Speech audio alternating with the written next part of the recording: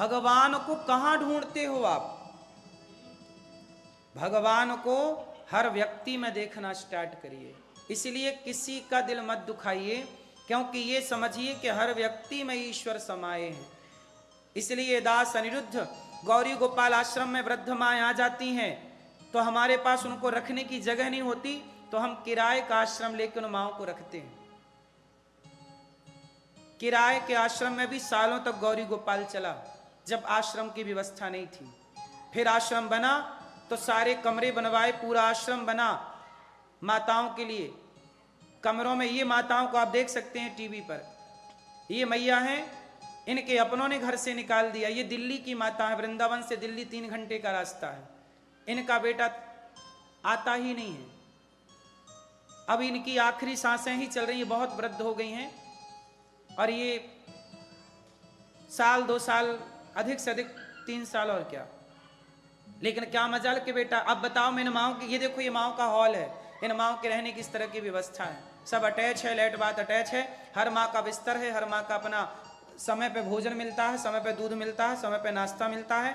अब बताइए मैं इन माओं को फुटपाथ से उठा के ले आता हूँ, कई बार मुझे फुटपाथ पे मिल जाती हैं, फुटपाथ से ले आता हूँ। जरूरतमंद जहां मिल जाए, कोई बेटा अपनी माँ को छोड़ के चला जाता है, मैं उनके पांव दबाता हूँ। बताइए इन माओं की सेवा करना धर्म है या अधर्म है? इसलिए आप ही बताइए, इन माओं की सेवा करके हम ठीक कर रहे हैं कि गलत कर रहे हैं? इन माओं के चरण जब हम दबाते हैं तो हमें यही लगता है कि हम माओं के पांव नहीं, भगवान के पांव दबा रहे हैं, क्योंकि ये रूप ईश्वर का ही है। आप कैसे पहचानेंगे? इसलिए कहता हूं कि इन माओं की सेवा आप भी करिए। मैं आप लोगों से भिक्षा मांग मांग करके ना ऐसी 309 माओं की सेवा करता हूं।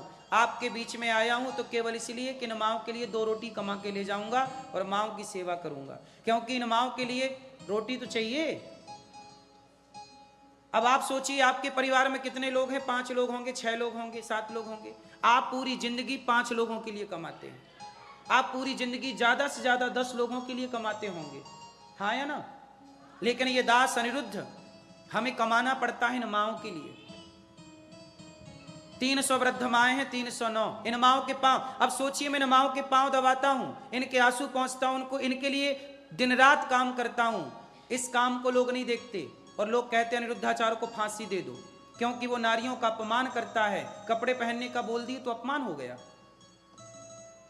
लोगों को ये आंखें नहीं थी जब ये सेवा चल रही थी गौरी गोपाल में। कोई ये कहने तो नहीं आया कि लो भैया हमारी तरफ से भी आज माओं को भोजन करा देना। साथ देने नहीं आए, गाली देने आ गए, धरना प्रदर्शन देने आ गए, पुतला जला दिया मेरा। साथ देने कौन?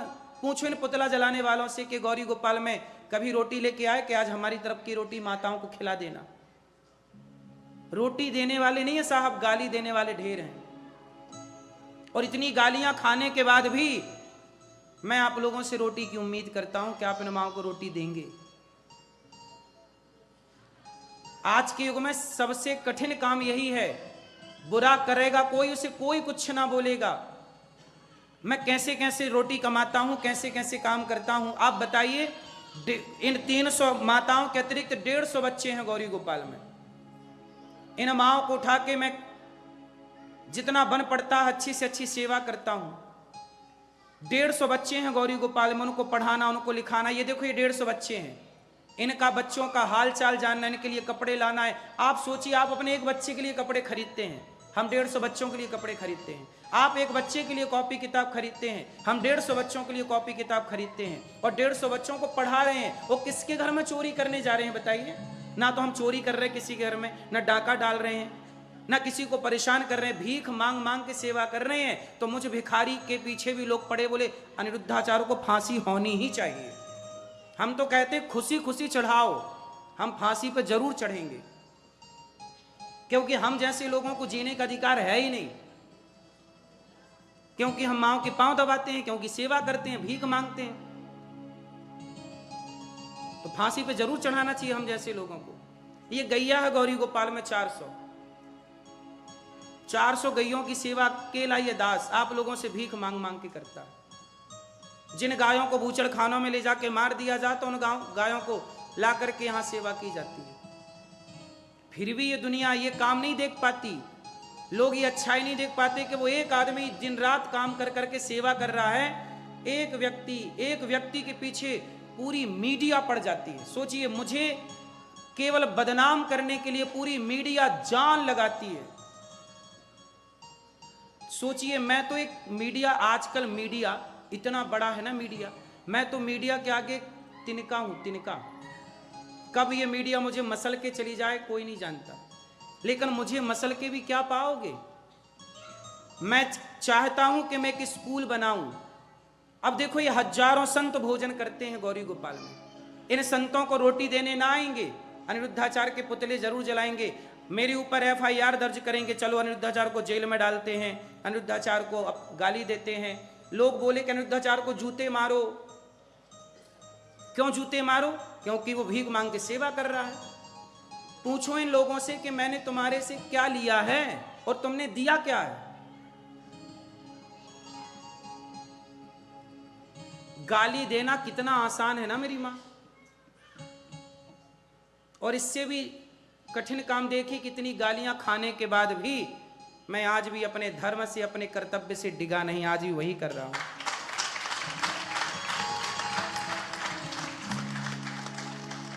मेरी जगह कोई और होता तो आत्महत्या कर लेता। आप लोग कहती हो ना मैया कि हम सबके साथ भला करते, हमारे साथ बुरा क्यों होता है, इसका उदाहरण तो मैं ही हूं। मैं कौन सा बुरा कर रहा हूं? कोई व्यक्ति नहीं कह सकता कि मैंने किसी के साथ बुरा किया है। कोई व्यक्ति नहीं कह सकता कि मैं किसी का 1 रुपए खाया हूं। किसी के साथ मैं चींटी भी नहीं मारता, मुझे डर लगता है, क्यों मारूं?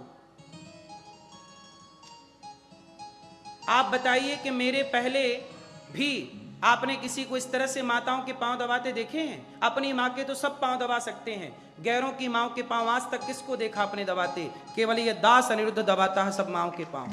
फिर भी मुझे ही फांसी होनी चाहिए, क्योंकि मैं सबके पांव दबाता हूं, क्योंकि मैं छुआछूत की भाव नहीं रखता।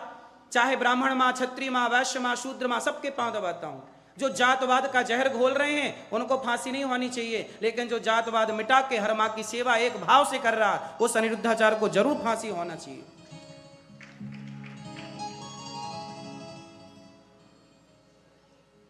मैं एक स्कूल बनाने जा रहा हूं जहां पर कक्षा 1 से लेकर 12वीं तक बच्चे पढ़ेंगे। CBSE बोर्ड का स्कूल होगा। आज CBSE बोर्ड की पढ़ाई कितनी महंगी है, लेकिन उस स्कूल की कल्पना मैंने की और मैंने सोचा कि मैं स्कूल बनाऊंगा जहां बच्चे पढ़ेंगे, 7000 बच्चे पढ़ेंगे।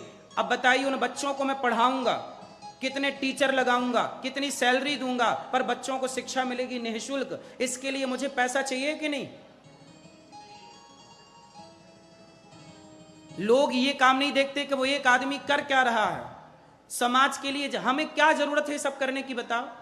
हम तो अपना खाएं पिए मस्त पड़े रहें, लेकिन ऐसा लगता है कि नहीं, संसार में आए हैं, भारत माँ की रोटियां खाई हैं, भारत भूमि पर जन्म लिया है, तो भारत के कुछ ऋण चुकाने हैं।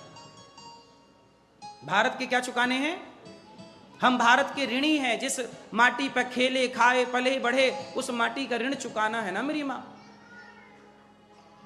तो मेरी माँ उस माटी का ऋण चुकाने के लिए मुझे लगा कि मैं और क्या करूं, तो मैं एक स्कूल बनाना चाह रहा हूं जहां स्कूल में CBSE बोर्ड की शिक्षा होगी और सारे बच्चों को निःशुल्क पढ़ाऊंगा, और केवल शिक्षा नहीं, संस्कार देकर के बच्चों को आगे बढ़ाऊंगा। और आप अमेरिका, लंदन, जापान, पेरिस के लोग भी अपने बच्चों को गर्मियों की 1 महीने की छुट्टी में वहां भेजकर मेरे पास भेज सकते हैं। उन बच्चों को मैं 1 महीने की कोचिंग देके आपके सनातन धर्म के संस्कार 1 महीने में देके। ये बताओ, जो मैं सोच रहा हूं गलत सोच रहा हूं? मैं अपने लिए सोच रहा हूं?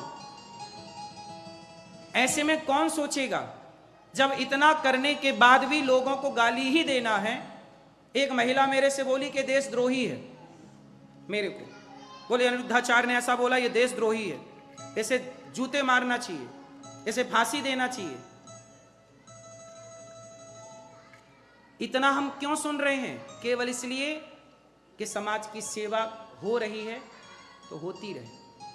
हमारे और आपके, मेरे गाली खाने से, मेरे अपमान करने से यदि आपको खुशी मिल रही है तो आप अपमान करके खुश हो जाइए, और मेरे गाली खाने से भी आपको तृप्ति मिल रही है तो गाली दीजिए। लेकिन मेरी मेहनत करने से यदि इतनी माओं का सहारा बन रहा है, इतनी माओं का सहारा ये दास अनिरुद्ध बन रहा है, तो मुझे लगता है मुझे इन माँओं के लिए जीना चाहिए, मुझे इन बच्चों के लिए जीना चाहिए और देश की शिक्षा को परिवर्तित करना चाहिए।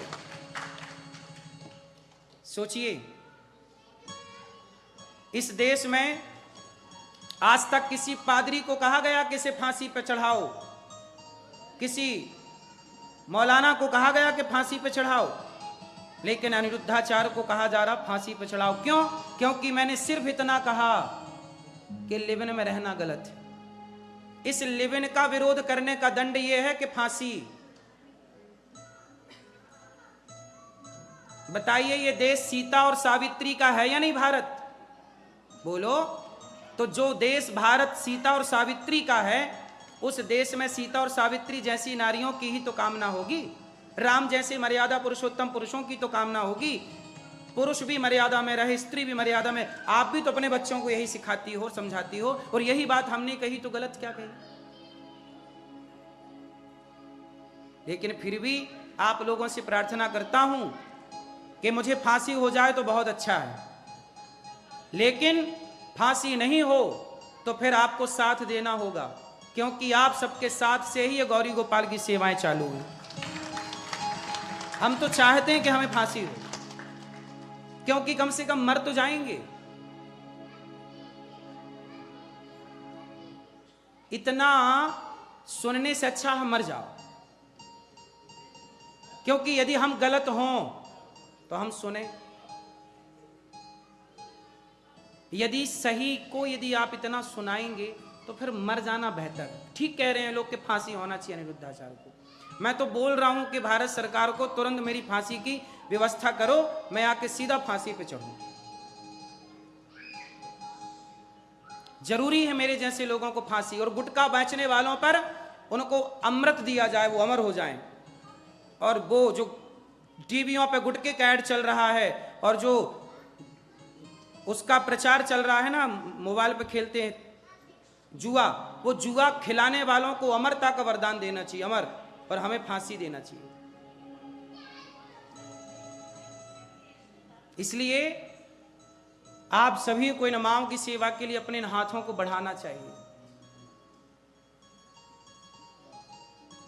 आइए, आप में से कुछ भक्तों ने सहयोग किया है, आप जैसे दानवीर महापुरुषों का जरूर नाम सुने। भगवान से प्रार्थना है कि आपने जितना दिया गौरी गोपाल आश्रम की सेवा के लिए, उसका कई गुना भगवान आपको जरूर दें।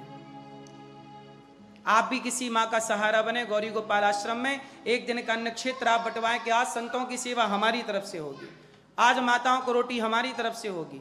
आप जरूर इन माँओं की सेवा से जुड़िएगा, जरूर आप साथ दीजिएगा। गाली देने वालों को गाली देने दीजिए, पर मुझे गाली देने वालों से यही प्रार्थना है कि आप भी आकर देखिए और आप भी रोटी देना सीखिए। कुछ भक्तों ने सहयोग किया है, आओ ऐसे दानवीर महापुरुषों